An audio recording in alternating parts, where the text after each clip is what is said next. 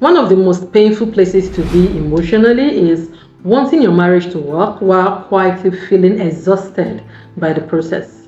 Because sometimes people genuinely love their partner, they keep trying, they keep hoping things would improve, but deep down, they also feel tired. Tired of carrying the emotional weight, tired of repeating the same conversations, tired of trying so hard without feeling emotionally met. And sometimes many people begin to silently wonder, how do I keep fighting for this marriage without losing myself in the process? Because some people wake up every day trying to save their marriage while quietly feeling like they are disappearing inside it. Hi, I'm Dr. Jane, a counseling psychologist, and this is Life of a Nigerian Online Counselor, a space where we talk about real relationship struggles, emotional patterns, and healing in a way that actually makes sense. And today we are talking about something many people quietly struggle with, what it really means to keep trying in marriage without slowly disappearing in the process. Now, to be clear, trying in marriage is not a bad thing. Marriage requires efforts, patience, growth, intentionality, and perseverance through difficult seasons. But healthy trying and unhealthy self-abandonment are not the same thing. Sometimes people become so focused on making the marriage work that they slowly stop paying attention to what the process is doing to them emotionally. So as you try, I want you to keep these few points in mind. 1. Healthy trying does not mean silence or carrying everything alone.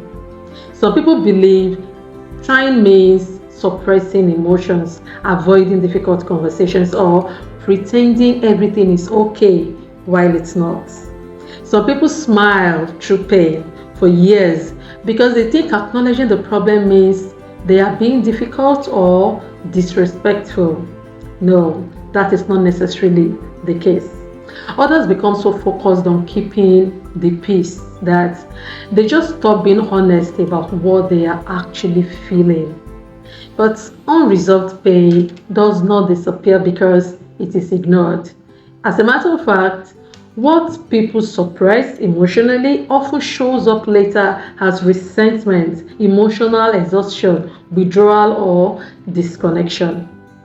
One of the most emotionally exhausting experiences is when one person becomes responsible for everything, all the communication, all the repair attempts, all the emotional effort, all the relationship maintenance. Marriage was never designed to be emotionally carried by one person alone. No. Healthy effort includes honesty.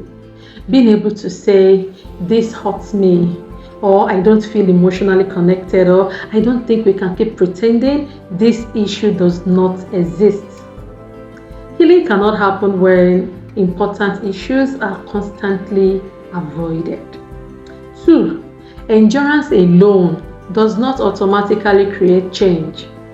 This is something many people struggle with deeply, especially in environments like ours where people are heavily encouraged to just endure. Now, endurance has its place, but repeated pain without intentional change does not automatically create healing. Relationships rarely improve simply because time passes. Patterns usually continue until people intentionally address them. And this is why some couples stay emotionally stuck for years. Having the same conflict, the same distance, the same unresolved pain, while hoping things will somehow change on their own. They don't.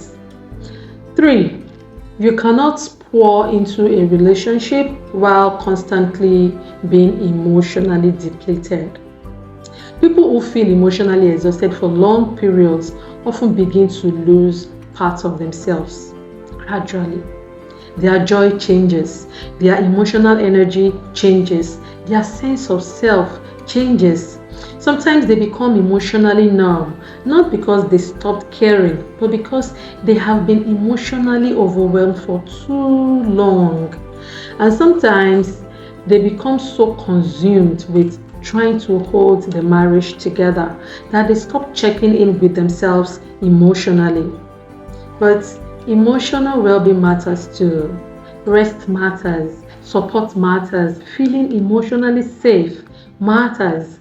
And taking care of yourself emotionally does not mean you are abandoning your marriage. It means you are recognizing that you are human and you have needs. 4. Healthy trying requires openness to growth. If you are trying, then you also need to grow. Sometimes couples repeat the same painful cycles, not because they don't care about each other, but because they are still relating to each other with the same unhealthy patterns. So, healthy trying includes asking yourself, what do I need to learn? What do I need to do differently? What unhealthy patterns am I repeating? How can I love this person in a healthier way? Healthy relationships usually require intentional emotional maturity from both people, and that does not just happen on its own. Now, the 5th one is healthy trying includes intentional emotional connection. Many people are physically present with each other but emotionally disconnected in daily life, and over time, relationships suffer when couples stop intentionally nurturing emotional closeness. Sometimes trying looks like creating time to talk intentionally, checking in emotionally after stressful days, showing appreciation more consistently, not taking each other for granted, being kinder during conflict, praying together, laughing together again, or learning to become emotionally available again.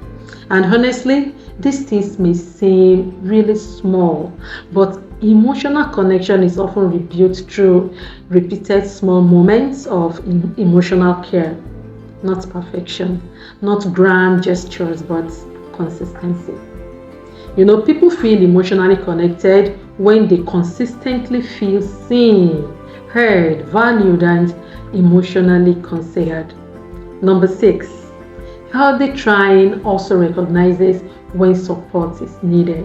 And honestly, sometimes couples genuinely love each other but still struggle to break unhealthy cycles on their own. This is one reason therapy can help, because sometimes couples need guidance, they need awareness, they need healthier tools for relating emotionally. And seeking support does not mean the marriage has failed. Sometimes it simply means we care enough about this marriage to learn how to do better. And trying in marriage should not mean completely disappearing emotionally in the process.